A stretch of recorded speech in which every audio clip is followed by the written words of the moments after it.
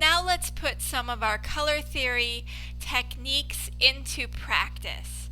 We have here an old photo that's been aged with time, and we want to restore it so it looks bright and vibrant, just like the first day it was taken. First, we have to figure out what's wrong with this photo. What colors are we seeing that are not looking quite realistic? And one way to do this is to look at something in the picture that should be white and ask ourselves, is this actually pure white, or is this altered with another color that is preventing it from being pure white? So I'm going to get out my eyedropper, because sometimes we can't trust our eye. We have to see the computer show us things that maybe we don't see instinctually. And I'm going to take a sample of something in this picture that should be white. Here we have a white cup here and a white shirt back there. The white cup is a little bit in shadow, so it's going to be gray. The inside of the white cup, though, looks like it might be right. I'm just clicking and taking a sample. And you'll notice over here in my color swatches, white is my background color, but the eyedropper tool gave me a yellowish, sort of a pinkish color when I took a sample of this white cup. That's letting me know that the whites in this picture are not pure white, but they've been mixed in with some other colors. Here there's a tint back here. We can take a sample of that, and we can see that it's not actually pure white, even though our eye is maybe being tricked into thinking it is. So that lets us know that there are too many yellow and pinkish colors in the highlights. Now let's look at something in the picture that should be black, something that should be like a pure black shadow. And so I'm looking, this guy looks like he has like black pants on, and I'll try and take a sample of like the darkest shadow. This guy back here has like this leather jacket. I'll take the darkest sample of that leather jacket there. And we see when we take a sample, even though our eye has been tricked into thinking that this is pure black, it's actually not. It's a reddish color. So that lets us know that there's too many reds in the shadows. So that's going to give us a place to get started. Now I'm going to go down to my adjustment layers at the bottom of Photoshop, and this is the little icon that looks like a yin-yang symbol. It's light on one side, dark on the other side. I'm going to click on that, and then I'm going to bring up the color balance adjustment layer. I'm going to click on that, and now right now I'm working in the midtones, but remember we were looking at the highlights and the shadows, so that's often a really good place to start. So I'm going to go to my shadows, and remember our shadows are too red, so I'm going to drag my slider towards cyan until that excess redness goes away. And now it's looking pretty good. There might have been a little magenta in there, so I'll drag my slider towards green a little bit. That helps as well. And now those blacks are looking nice and crisp. Now I can go to the highlights,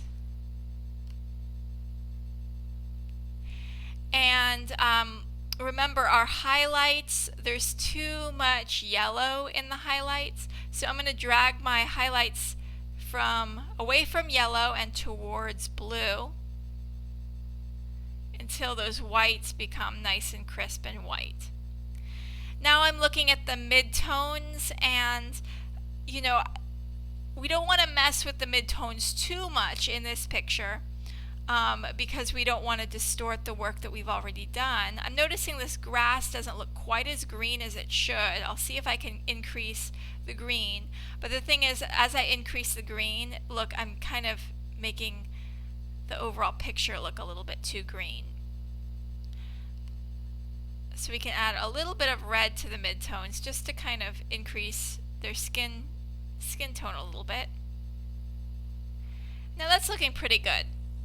Let's see the before and after. I'm going to click on the little eyeball tool that's right next to my color balance adjustment layer.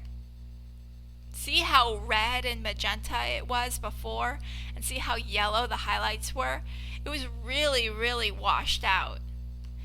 Now with color balance, we really worked to make it look vivid, and it's looking almost like it was taken yesterday. Now there's a few more things that we can do to this to make it look that much better.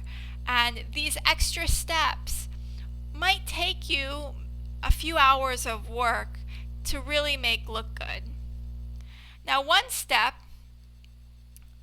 will be to maybe hand paint the sky up there.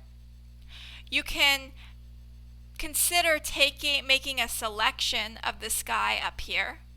We'll have to go back to the background. Using the magic wand tool. And then on a new layer, use a soft edge brush. Now see how obviously when we're just painting like this, that doesn't look good. So we put it on the color blending mode. There we go. We just get like a little bit of bluishness in the sky. Command D to deselect.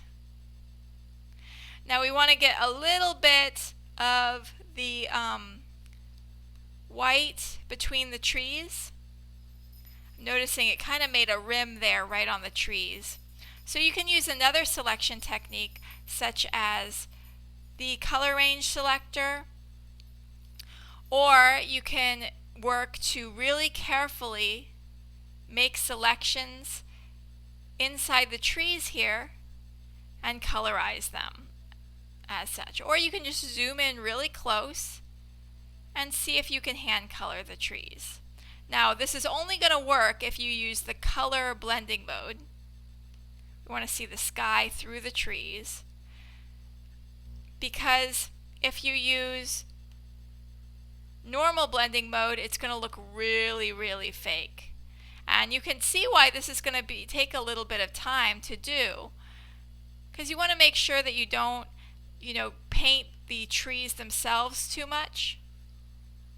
And I would reduce the opacity just so you have a tint of blue there in the trees, but it's not overpowering. You don't want it to look like it's been hand painted. Now another thing we might want to do, make a new layer. I'm going to choose the color blending mode again, is use a kind of a desaturated green color. Again, you're going to want to use a low opacity. And you can hand paint. Again, this is only going to work if you use the color blending mode. But you can hand paint the trees to make them look a little bit more green. See, that looks really fake. But if we reduce the opacity a whole lot and just have a little bit of green in there, it helps make those foreground trees look nice and vivid. And we can use the same technique for the grass. Using the color blending mode and using a very low opacity, you can add a little bit more of a green color to the grass there. Now we don't want our colors to bleed into the border around this picture. So either use the polygon lasso tool or your square marquee tool to make a selection, invert the selection by hitting Shift Command I and erasing any areas that have been painted, especially for the blue. I'm just going to erase so that my margin will remain nice and white.